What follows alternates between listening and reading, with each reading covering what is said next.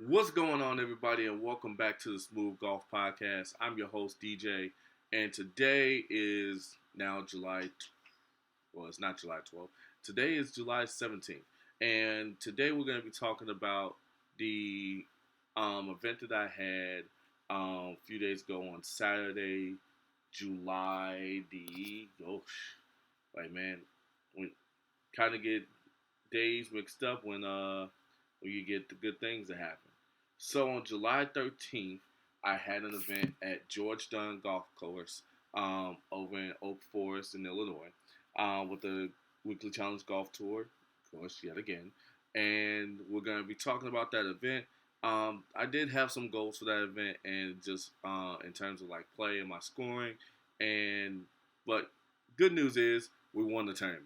Yes, yes, finally we got our first win of the season, and I'm excited for it, and I'm also excited to see what else comes out of the season. Of course, the goal is still stands. I'm looking for at least 2, 3 victories throughout the year, but before we get to that, we're going to talk about this first one.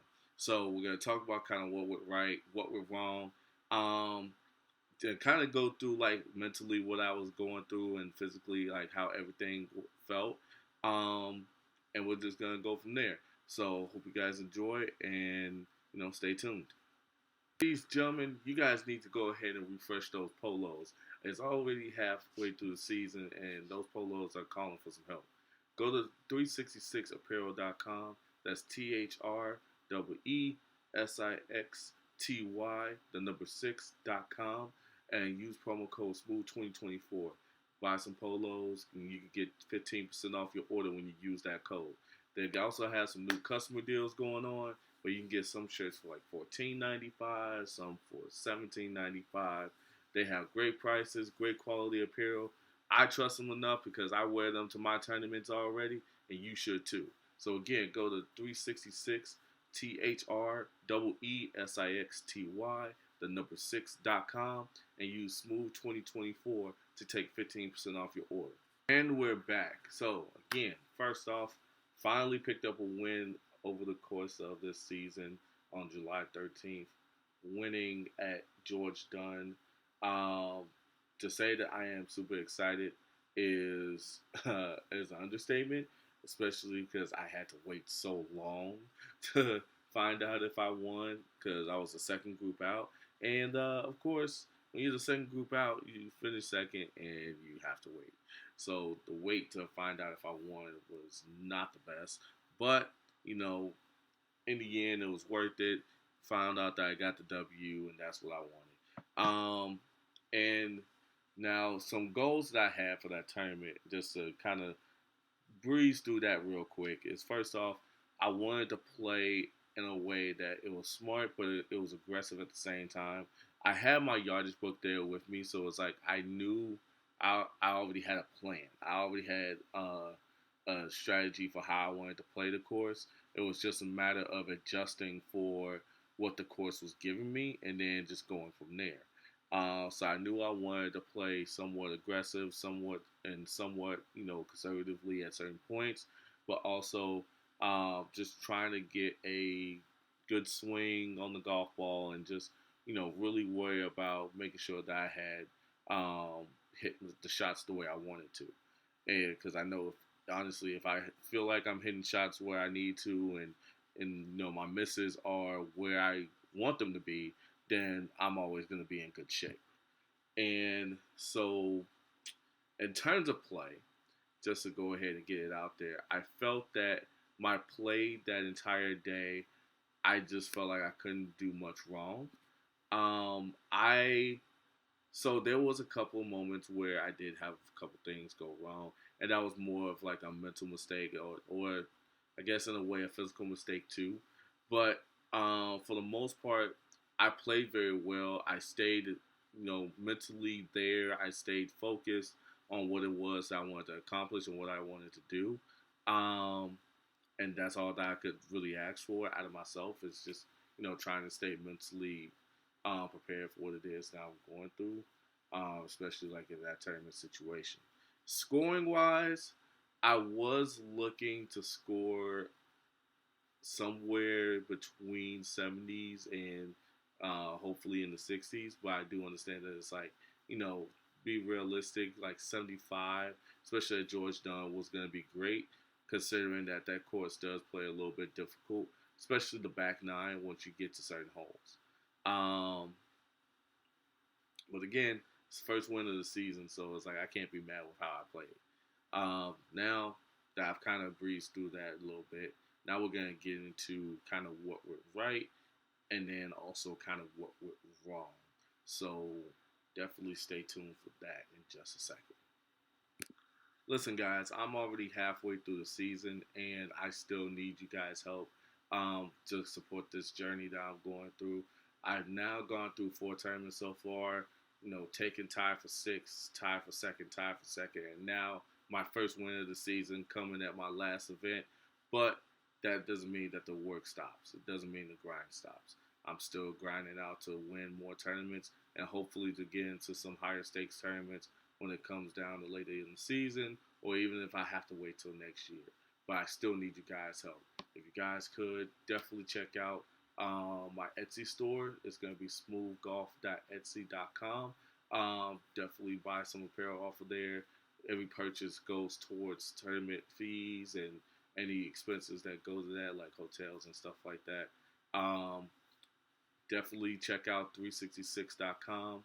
They're the apparel brand that I use for my tournaments. And if you use code SMOOV2024, you'll get 15% off your order. And I also do get a little bit on that. So definitely check those out. If you're looking for some new pants, shorts, whatever the case may be, also check out 32degrees.com. They're a great pants and apparel company. I started wearing them this year because they were comfortable. They fit the way I want them to.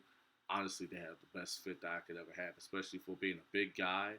You know, you gotta have a certain pair of pants that's gonna fit well. So definitely also check out 32 Degrees. And yeah, I just really need you guys' help. Check out the sponsorship page as well. That's where you can find out more ways to sponsor me, whether it's for one tournament, multiple tournaments, or just, you know, if you want to be a sponsor for a full season, you know, definitely just check that out and help your boy out with this journey. All right, and we're back. So what went right? Honestly, I think everything went right. Mainly the thing that I thought was the most crucial was my mentality throughout the entire day. Um, Even though, you know, some of the guys they're there to have fun, try to win a tournament or win some money and stuff like that. My goal was to absolutely, I wouldn't say I wanted to destroy everybody, but I think in a way I wanted to destroy everybody. I wanted to make sure that I dominated the entire field. And even though technically in scoring it wasn't much, but it's like in terms of like my mentality going into the tournament, I really was looking to um, really beat everybody out and beat them out to the point where, you know, handicapping was gonna matter. I wanted to be where, um, you know, whatever happens, whether I make a mistake or anything like that, that there was no way for somebody to catch up. And that's the biggest change I think for me. And the fact that I was on a course that I was very familiar with, and um, you know, just and even having the knowledge of the course that I did, it really helped because I really just honed in and just focused on what it was that I was trying to do. Even some of my misses, when it came down to it, some of my misses were actually in spots where I was happy with it, or, you know, just was like, okay, this is the miss that, you know, is probably preferred over anything else, so we're gonna go with it and take it, right? Um, my swing felt good. It could have felt better. There was definitely some times where I felt like the rhythm of my swing was a little off, but for the most part, with a little bit of a swing change that I was making, um, I guess just before, I wouldn't say just before the tournament, but it's like that was making it like maybe 2 weeks before the tournament. Um, the swing change was definitely helping with some of the consistency issues that I had before. So it just made life a little bit easier after the swing change. So that's what it was that kind of what I was looking for. I just wanted a swing that, even if I was to miss, my misses weren't too far off of where I originally was planning to place the golf ball. But, again, it was one of those things where it's like, okay, if I miss it, cool. If I don't miss it, great. But just take whatever I can. Putting was actually pretty decent, even though it was 31 putts. I avoided 3 putts as much as I could, and plus the greens were running pretty hard. So, trying to make every putt is kind of a big ask. But, again, it's just like putting is just, it's going to be subjective to the greens and what we have. And it didn't really give a lot. There was a lot of one putts that I felt like I should have had and just couldn't get them because it's like, the course decided, hey, I don't want to give you this today. So, it's all up to how the course is playing and especially how the greens are playing. So that's what went right. Also, my driving was also pretty good too. Like I felt like I had my driver on a string, even though I only hit half of the fairways. A good portion of it was with the driver, and that was just because um, I try to take advantage of the distance that I create. And so on certain holes, it makes it a whole lot easier if you have much less distance into the green, which is what I somewhat took advantage of throughout the entire day. Um, so yeah, that's what went right. And then just give me 1 second, I can go through what went wrong. Fellas, ladies, I know you guys may be looking for some new pants, especially for the rest of the season. But you also got to get some pants that's actually going to fit well, they're affordable, and come in the style that you may like. If that's what you're looking for, head over to 32degrees.com.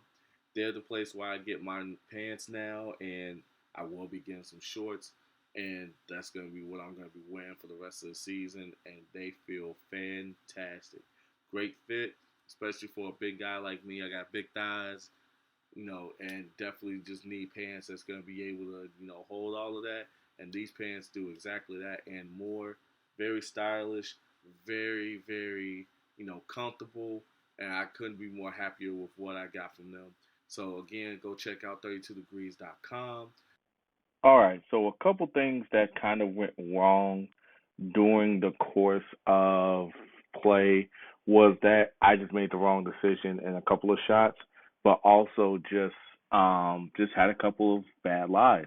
So on holes 8 and 9, what happened was that especially on hole 8, first off, caught a divot in the fairway. I thought I made the right play, taking iron off the tee to put myself in a good position to go for the green, and of course, ended up in a divot. And it's something that happens every now and then, but it is what it is. So I was like, okay, I'll take it for what it is and just try to get as close to the green or even onto the green. So took pitch wedge, hit it, and it just turned a little away from my target. Ended up in the left hand rough, right next to the pin. Um, and so the shot that I was left with was a kind of slippery downhill um, chip shot where if I were to land it too far past, then it could potentially either roll through the green and into the water or through and into the rough.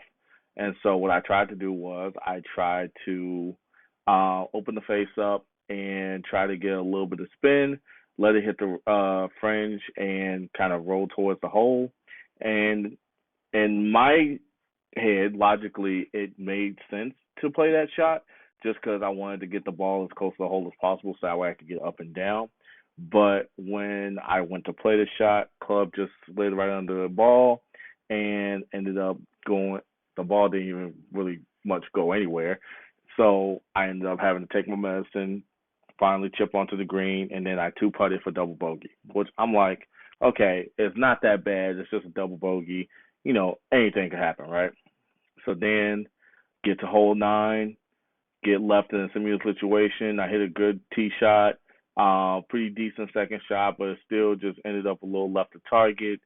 Um, and had a very similar shot to the last hole where it was slippery downhill going towards the water.